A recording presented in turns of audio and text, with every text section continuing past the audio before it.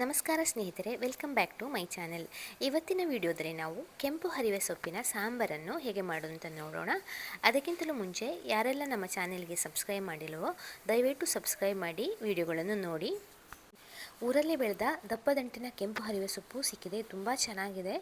ನೋಡಲಿಕ್ಕೆ ದಪ್ಪ ದಂಟಿದ್ರೂ ಕೂಡ ಅದು ಎಳೆದಾಗಿದೆ. ಕೆಂಪು ಹರಿವೆ ಸೊಪ್ಪಿನಲ್ಲಿ ಕಬ್ಬಿಣಾಂಶ ಜಾಸ್ತಿ ಇರೋದ್ರಿಂದ ಇದು ಹಿಮೋಗ್ಲೋಬಿನ್ ಹೆಚ್ಚಿಸಲಿಕ್ಕೆ ಸಹಾಯ ಮಾಡ್ತದೆ.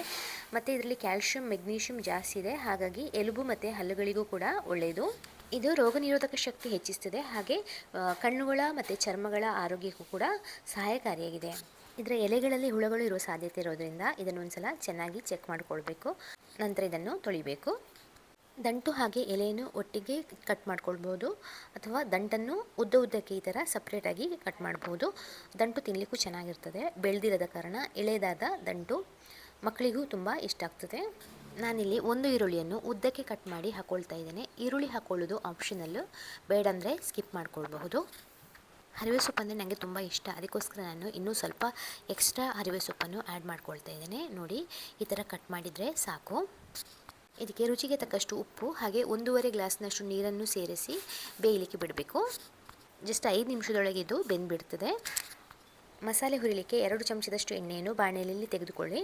ಇದಕ್ಕೆ ಬೇಕಾಗಿರೋ ಸಾಮಗ್ರಿಗಳು: 4 ರಿಂದ 5 ಒಣಮೆಣಸಿನಕಾಯಿ, 1 ಚಮಚದಷ್ಟು ಜೀರಿಗೆ, ಅರ್ಧ ಚಮಚದಷ್ಟು ಉದ್ದಿನ ಬೇಳೆ, ಹಾಗೆ 2 ಚಮಚದಷ್ಟು ಕೊತ್ತಂಬರಿ ಬೀಜ, ಜೊತೆಗೆ ತೆಂಗಿನಕಾಯಿ ಹಾಗೆ ಬೆಲ್ಲ ಮತ್ತು ಹುಣಸೆ ಹಣ್ಣು. ಮೊದಲಿಗೆ ನಾನು ಒಣಮೆಣಸಿನಕಾಯನ್ನು ಫ್ರೈ ಮಾಡ್ತಾಯಿದ್ದೇನೆ. ಇದರ ಕಲರ್ ಸ್ವಲ್ಪ ಚೇಂಜ್ ಆದರೆ ಸಾಕು. ಆಮೇಲೆ ಉಳಿದಂಥ ಇಂಗ್ರೀಡಿಯೆಂಟ್ಸು ಅಂದರೆ ಕೊತ್ತಂಬರಿ ಬೀಜ, ಜೀರಿಗೆ, ಉದ್ದಿನ ಬೇಳೆ ಹಾಕಿ ಫ್ರೈ ಮಾಡಬೇಕು. ಮೆಂತ್ಯ ಬೇಕಾದರೆ ಹಾಕ್ಕೊಳ್ಬೋದು, ಅದು ಆಪ್ಷನಲ್ಲು.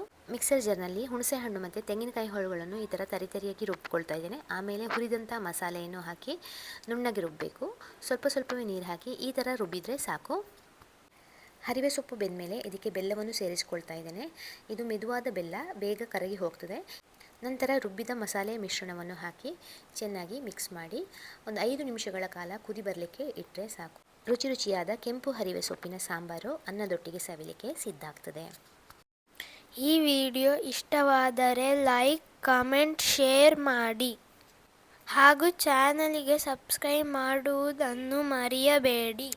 ಹೀಗೆ ಸಪೋರ್ಟ್ ಮಾಡ್ತಾಯಿರಿ. Thank you for watching. ಮುಂದಿನ ವಿಡಿಯೋದಲ್ಲಿ ಇನ್ನೊಂದು ಹೊಸ ರೆಸಿಪಿಯೊಂದಿಗೆ ಸಿಗೋಣ. Take care.